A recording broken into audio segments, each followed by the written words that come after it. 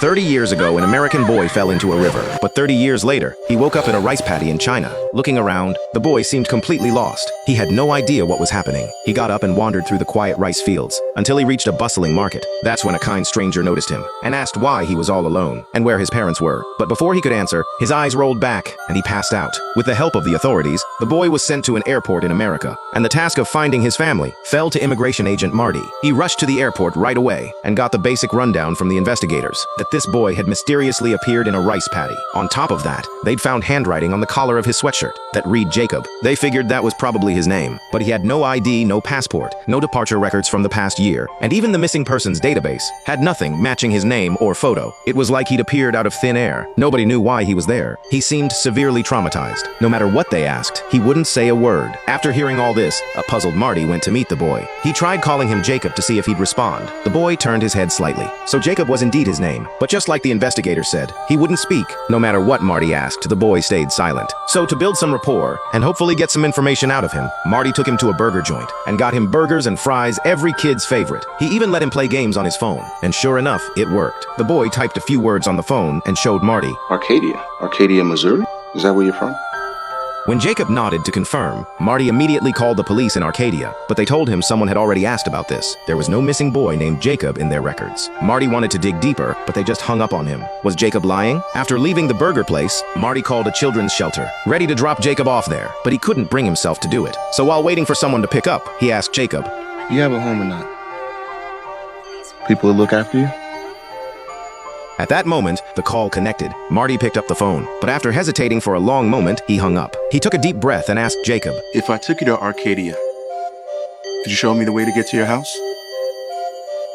With Jacob guiding the way, they drove to a small town in Arcadia and stopped in front of a house. The mailbox out front read Langston. Marty glanced over at Jacob, and the boy smiled and nodded. This was his home. Marty rang the doorbell, and a white-haired man in his 60s came to the door. His name was Henry Langston. Marty explained why he was there and asked a few questions. Henry confirmed that he did have a son named Jacob, but he passed away 32 years ago. Could this be a mistake? Marty apologized and turned to leave. Henry started heading back inside, but just then, he noticed Jacob standing right there. He greeted the boy, and Jacob asked him, Which rate of green goes a million miles per hour? Frog in a blender.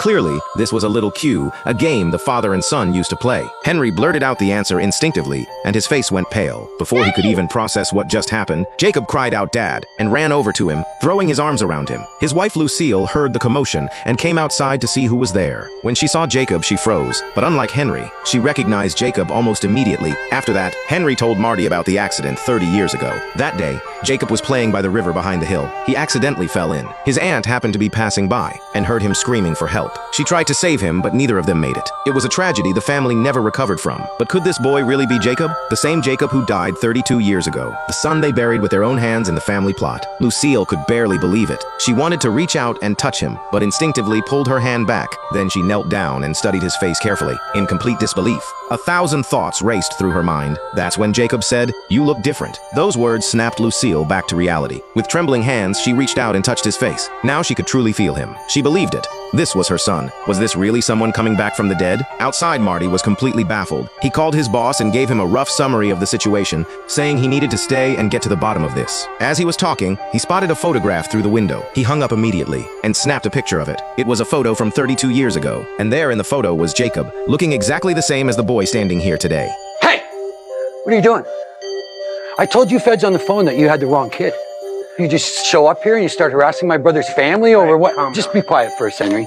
Listen to me. I said I got this, Henry. The man who showed up was the local sheriff, Henry's brother Fred. He pulled out a report and accused Marty of making things up, demanding to know why they were looking for a child who'd been dead for 32 years. When Fred saw Jacob standing right there in front of him, he reacted just like Henry had, speechless, frozen in place. At that moment, the toy slipped from Jacob's hand and he collapsed to the ground, shaking. They rushed him to the hospital immediately. The doctor examining Jacob was Fred's daughter Maggie, Jacob's cousin. During the exam, she was shocked to find she couldn't hear Jacob's heartbeat, but when she looked down at the stethoscope, she realized she'd put it on backwards. She must have been that shaken up. She flipped it around and listened again. Everything was normal. Then Jacob started to speak.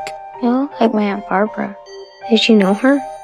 I tried to help her. I tried, but I slipped and I fell in. Do you mean you fell in and she went in after you, right? Jacob, did somebody tell you this story? He was there too. He who? He was holding her arm and So all along, Henry and the family assumed the aunt had tried to save Jacob, but that was just their assumption after the fact. The truth was, Jacob had been trying to save his aunt. But who was this man he mentioned? And judging by the questions Maggie was asking Jacob, she clearly didn't believe this boy was really Jacob. As someone with a medical education, she thought it was impossible. It just didn't make scientific sense. To get to the truth, Maggie collected samples from them and ordered a paternity test. Meanwhile, Jacob ran into someone at the hospital and said hello. The man introduced himself as the town's church pastor, Tom. that's not your name. It's not. It's my best friend's name. We like to play there. Hearing this, old memories flashed through Tom's mind. He remembered him. Then Jacob asked if everyone he knew was already dead. Tom didn't know how to answer. Just then, a nurse came over and greeted Tom, then led Jacob back to his room. Tom stood there, unable to move. Beyond the shock, he was filled with doubt. He had no idea how to deal with this person, or this situation. Later, after leaving the hospital, Tom told his wife about Jacob. He said he believed it really was Jacob, but he just couldn't accept it. For over a decade, he'd been teaching people to believe in God, to believe in miracles. But now, a miracle was standing right in front of him, and he was the one who couldn't believe. How was he supposed to preach after this? You don't need to have all the answers. That's not your job. You just need to comfort those who have questions. Meanwhile, Henry and Lucille stayed with Jacob at the hospital, while Marty and Maggie headed to the records room to look through the files from 32 years ago on the accidental deaths of Jacob and his aunt. But while everyone was consumed by this boy who'd come back from the dead, something else was happening. About 300 miles from town on a highway, a man in a hat flagged down a car. He said he was heading to Arcadia. His family was there. Another one just like Jacob was coming back. At the same time, Lucille and the others realized Jacob was gone. He'd climbed out through the bathroom window. After a frantic search, Henry and the police found him on the hill behind his house. He was digging around in a hollow tree and eventually pulled out a small package. Inside was a toy soldier, a gift Henry had given him years ago. It was his favorite toy. Back at home, Lucille made Jacob some food. For some reason, he had an enormous appetite, eating more than an adult. Lucille knew it wasn't normal, but she didn't care. She didn't want to overthink it. She just wanted her son by her side, but Henry felt differently. He didn't believe this was their son. He couldn't accept any of it. I know you're having trouble accepting it. That boy is ours.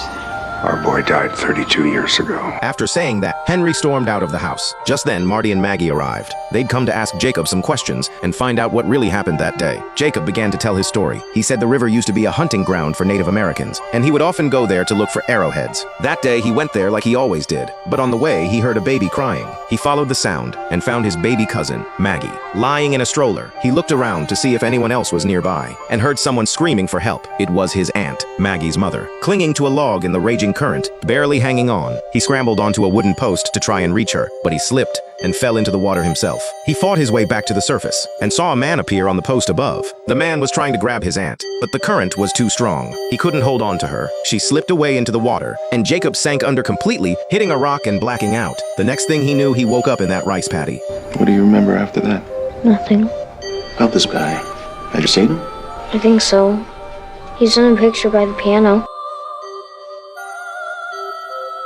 This man was obviously someone they knew. Otherwise, he wouldn't have been in the photo. After talking to Jacob, Marty found Henry sitting in the cemetery, staring at the family tomb. He told him what Jacob had said, and that the paternity test results were in. Jacob was his son, but Henry still wouldn't believe it, because he was the one who placed his son in that coffin and buried him right here. His son was here. He couldn't accept this. He couldn't accept this person. The truth was, it wasn't that he couldn't accept the Jacob standing before him. It was that he couldn't let go of the Jacob he'd lost. That evening, Henry went to see Fred and told him what Jacob had said, that there was a man there that day. Fred asked why the man would have been there. Henry stammered and said maybe they were having an affair. They'd been together for a while. They just hadn't gotten around to telling him before the accident happened. Meanwhile, Jacob had a nightmare. He dreamed he was in the cemetery and saw the man in the hat from before. The man crumbled into ashes right before his eyes. And then Jacob himself turned to ashes too. Was this some kind of omen? On the other side of town, Marty went to Maggie and asked for her help convincing Henry to let them open Jacob's coffin. He'd exhausted every other possibility and had come up empty. Sure, he could just file for a court order, but asking was a matter of respect. Maggie was torn. Her mother was buried there too, but she agreed.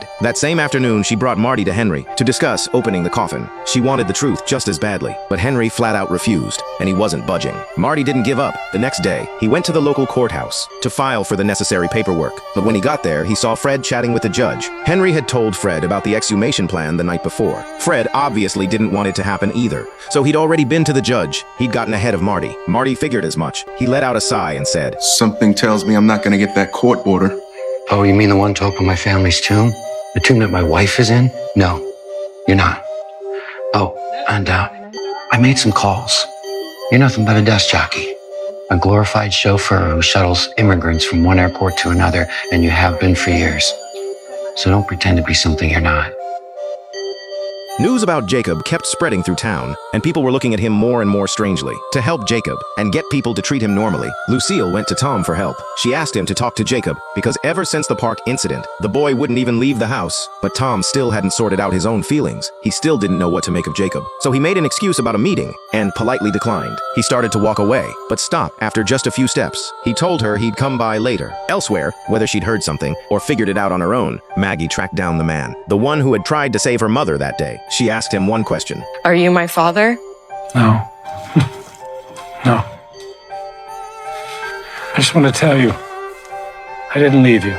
I waited by the river until someone found you. After getting her answer, Maggie quietly left. The man went back inside and said to a mysterious figure in the room, She found us. no doubt about it. This had to be yet another person who'd come back from the dead. Who it was, we don't know yet, but I bet you've already figured it out. That evening, Marty still hadn't given up on the exhumation. He might not have been high-ranking, but he was still a federal agent. So over dinner at a restaurant, he called his superior, laid out the situation, and she agreed to help. She said he'd have the paperwork by tomorrow at the latest. And as luck would have it, Maggie was at the same restaurant, having drinks with her friend Elaine. She'd barely set her glass down. When Elaine's phone rang, it was her brother. She picked up and heard him screaming and cursing on the other end. He was ranting about seeing the devil. Something had clearly terrified him. Everything okay?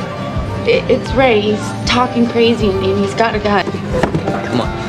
If you can guess, it was the man from before. They rushed out to get there. Marty spotted Maggie and called out to her, asking what was going on. She quickly filled him in, and he jumped in the car with them. When they arrived at Elaine's place, they found her brother Ray armed and with his dog, screaming at a small wooden shed. He was completely unhinged. I got you in there! You ain't got in there! Steven! I got him trapped inside the shed! Calm down, Ray. Just What? You don't believe me? Put the gun down, Ray. No, Come we on, believe Steven! you. Show yourself! Just put the gun Come down. on! Come out now!